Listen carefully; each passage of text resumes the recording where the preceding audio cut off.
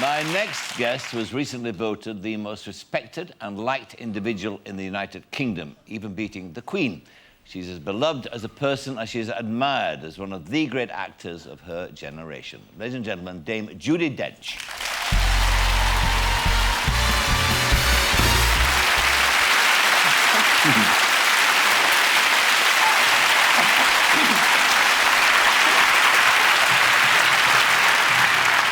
I'm very flattered when people dress up. You look lovely, the two of you. Marvellous. Yeah. I've led this rather quiet life. You have? I've led this as the doctor's daughter from York who's led a very, very quiet life, I realise. No gas. You've put me to shame. No gas, no drugs. Not a thing.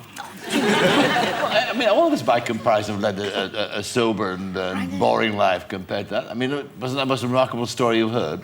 Yes. It was extraordinary, wasn't it? Let's talk about you. Ladies in Lavender, the film which I saw, your new film with Maggie Smith. Yes. Was that the reason that you chose the film, because of Maggie?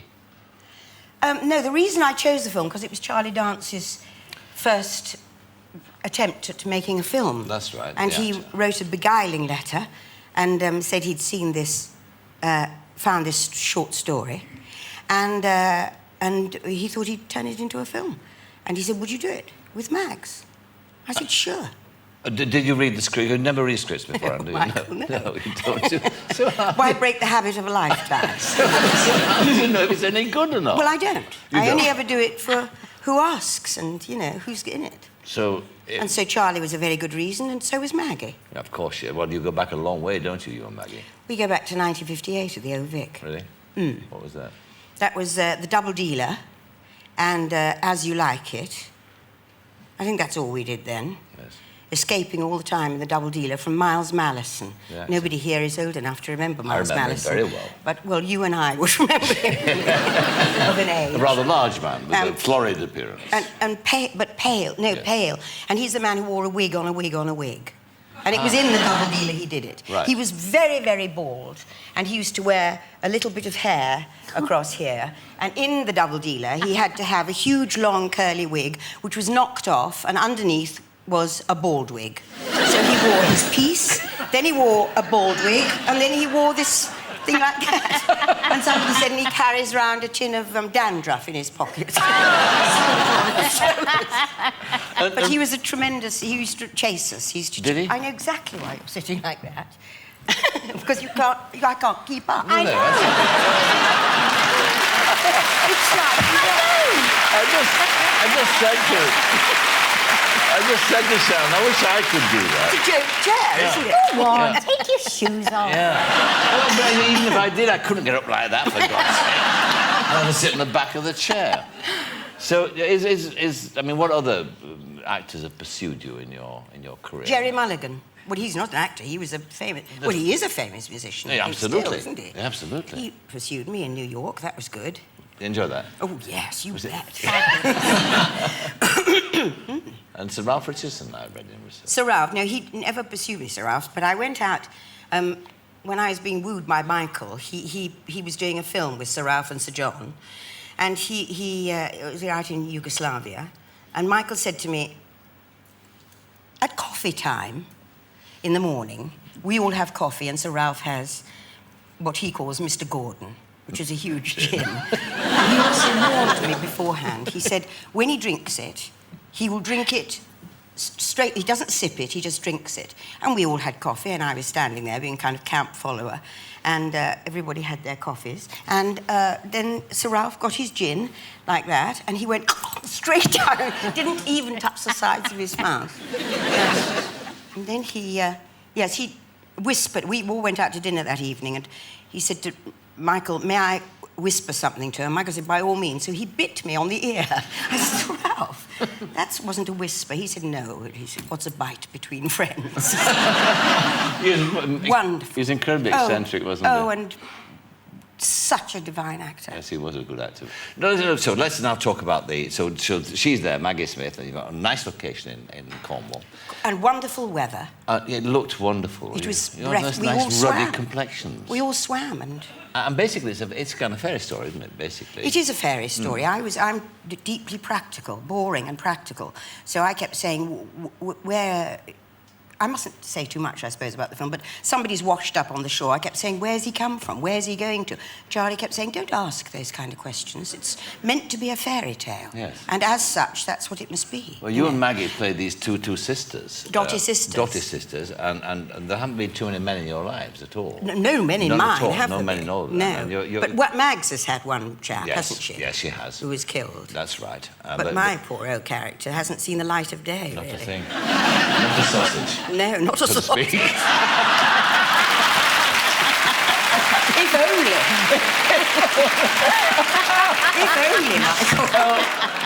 You know, I didn't intend that. As soon as I said sausage, I couldn't stop myself.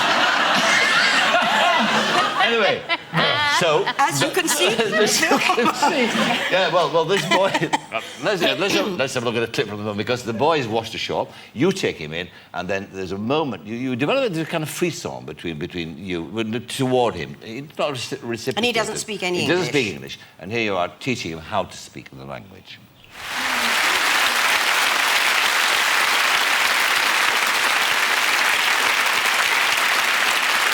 Did you actually, I mean, apart from not reading scripts before you say, yes, I'm going to do it, you also never watch a film that you're in? You don't normally? No, I had to watch that. You did watch because it? I went to Taormina and watched it. Oh, Taormina. On that huge screen, which is about twice the size of the studio, and Mount Etna behind it. Isn't that setting something else? It's staggering.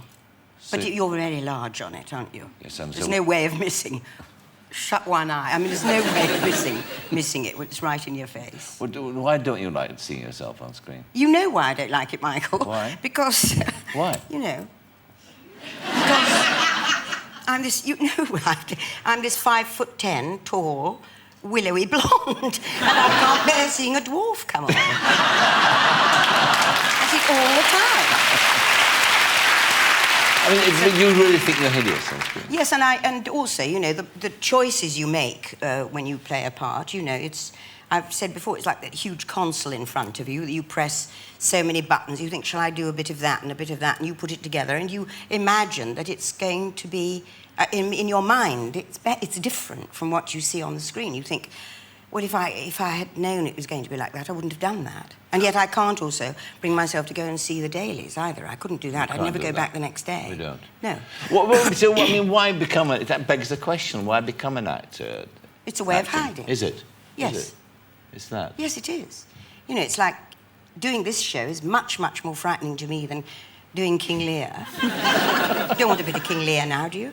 I'm old enough. I'm growing into the Play part. those two girls. Yeah, absolutely. That'd be a frightening thought, wouldn't it? That would really be a frightening thought, yeah?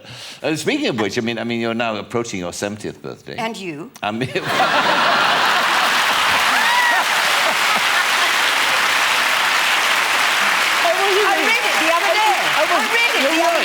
Yes, but I wasn't being accusatory at all. I mean, you were. You said it, though. I'm approaching my 50th birthday. Listen, you have great difficulty actually disputing that, because it will become public knowledge soon, because there's a book being published by all your admirers to celebrate your 70th birthday, which is the only reason I brought it up. Otherwise, I would not have mentioned it, Dame Judi. Thank you. Said he, lying swiftly.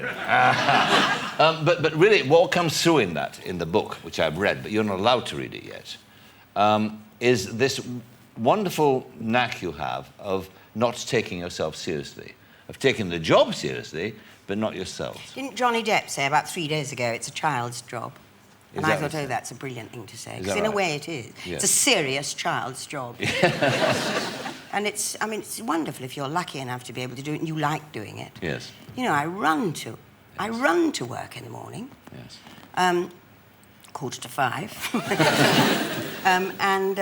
But, you know, that we mustn't take ourselves too seriously. There are also I don't want to work with anyone who hasn't got a sense of humour. No, well, that's the important thing about having the sense of humour, and you've got a very highly developed one. So tell us a couple of stories about this sort of sense. I mean, to start with, you're rather accident-prone, aren't you? Yes, I've just had a fall 3 weeks ago. You did? Mm. What I was about off the film fall? for a week. Really? Yes, I fell down some stairs. And they thought I'd smashed my hip bone. But as you see, I haven't. No. And what about when you're doing Midsummer Night's Dream on the fireman? And the What was that fireman. story? That was the film of A Midsummer The Night's film. Dream. After we'd done it at Stratford, we did a film of it, which also I've never seen. I don't think you should either, actually. It rained. We were at Compton Verney in Warwickshire, and we had no clothes on at all, just a few leaves stuck in there. And there was one glorious day when it was meant to rain, and they had to get... Well, they didn't, so they got the firemen in. So we had dressing gowns on, and suddenly we took the dressing gowns off, and we stood there, and the rain, which was meant to come all over us, went all over the shop like this. You know, this man, the head of the fireman, shouted, "Keep your eyes on your work." He said, well, this boy said, "I am, sir, I am." I went to see you do All's Well, the Gielgud, and you're marvellous in that. But again, I mean, there's an indication of the sort of sense of fun that you have in what you did on that appearance. Or appearing in 2 theatres at the same time. Exactly, so tell us what you did. I couldn't resist the fact that I came on for the second half and had one small scene, and then I was off till the very, very end. And I used to get quite bored sitting in my dressing room. Nobody to play with, they were all on stage, nobody... And then suddenly I thought, I know what I'll do. I'll go and appear in Les Mis next door. And so they got me a costume, and I got out of this costume, raced along the street, and then I sat down, and of course, in the middle of an actor's nightmare, because I stood with a whole group of people that I'd never seen before in my life, all dressed up, I didn't know who they were, and somebody said, "I'll hand you a stool." I said, "Thank you very much." And I went on and did the whole of the barricades. And then I raced back for All's Well. Then Jonathan Price wrote me and said, "There's a very nice part of a dead goat in our second act, if you care." 9:20. Anyway, look, I mean, what are you doing at present? I mean, you're making another film. You're doing an interesting Stephen film Frears, yes, about the woman, a real story about the woman who started the windmill, got all those nudes on stage. Oh, right. Nobody knows about her. They only know about Vivian Van Damme. In actual fact, her name was Laura Henderson. She was frightfully rich. Her husband died. Her son was killed in the First World War, and she was left with rather a lot of money. Yes. So she bought the windmill.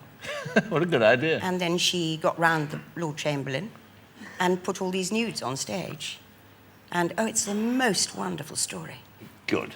It's a delight to see you. All the best of the film. Ladies in Thank you. Lavender, it's called. And good to see you, as always. Dame Judi Dench.